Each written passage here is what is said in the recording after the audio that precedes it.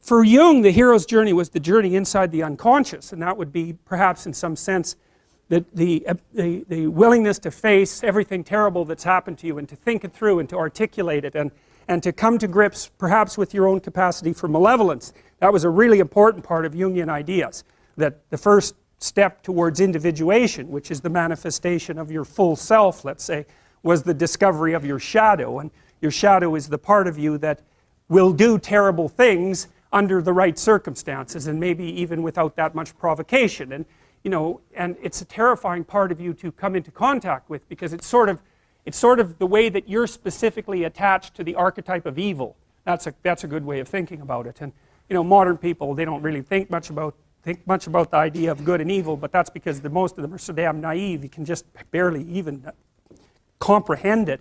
You know, if you read any history, if you really read it, like, and you don't come away with the idea that evil exists, it's like you're just reading the wrong kind of history, you know.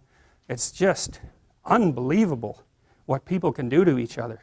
And we're so imaginative, you know. And one of the things I figured out about people, the reason that we have the knowledge of good and evil, let's say, is that because we're self-conscious and we know about ourselves, we know about our own vulnerability, right? You know what hurts you.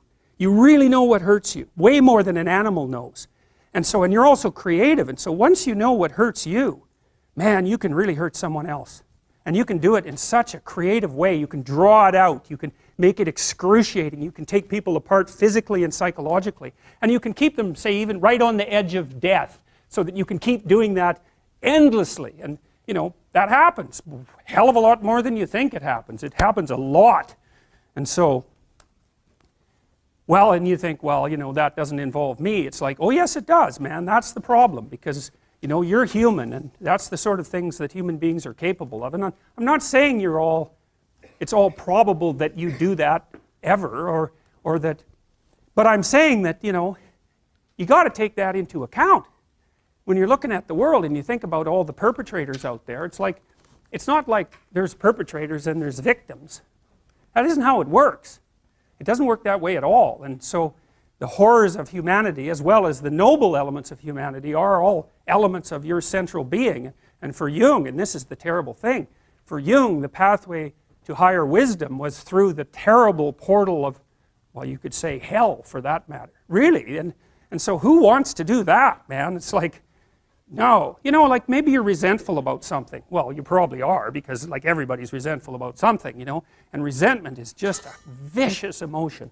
It's really useful. It's really useful, because if you're resentful about something, it either means that you should grow the hell up and accept the responsibility and quit sniveling around and whining, or it means that someone actually is oppressing you and pushing on you too hard and bullying you and demeaning you, and you have something to say or do that you're not saying or doing. And no wonder you're not saying or doing it, because, you know, it can be really dangerous to say things or do them to free yourself from being oppressed. You can get in a lot of trouble in the short term for doing it, so it's easier just to not say anything, sort of day after day.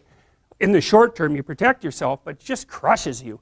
And then the resentment comes up, and resentment, man, that can just get so out of hand, you know. It starts with resentment, and then it goes to the desire for revenge, you know, because you'll play nasty little tricks on the person that's oppressing you. At any chance you'll talk about them behind their back, and if they want you to do something, you'll do it badly, or you'll do it grudgingly, or you'll do a half-rate job, and you'll set up little traps. And you know, so it puts you in a poisonous space. And then if you really start to dwell on that, say, in your basement for 3 or 4 years about just exactly how terrible the world is, and how that's focused on you, and how everyone's rejected you, and how you get to this point where you're thinking that, you know, existence itself is a kind of poisonous endeavor, and that the best thing for you to do is go out there and do as much, you know, create as much mayhem as you possibly can.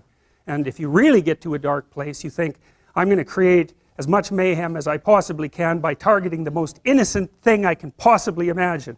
And then you end up shooting kids in Connecticut. And that's how you get there.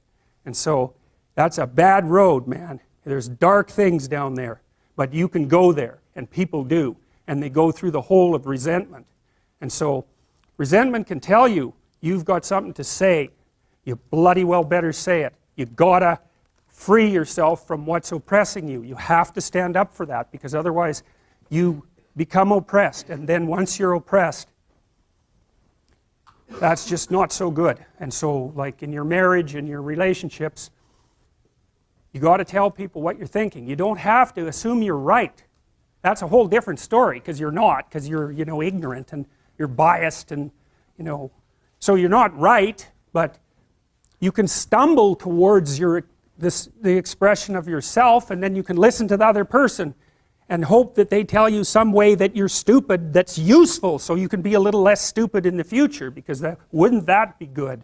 And so, you know, you go after the unknown. You don't protect what you know. You already know what you know. You go after what you don't know. That's why you have to talk to people you don't agree with. That's why you have to talk to your enemies, because they're going to tell you things you don't know. You could even listen to them. It's possible they know a thing or two you don't know. But people don't like that, you know. They just talk to people who think the same way, and then they just stay stupid.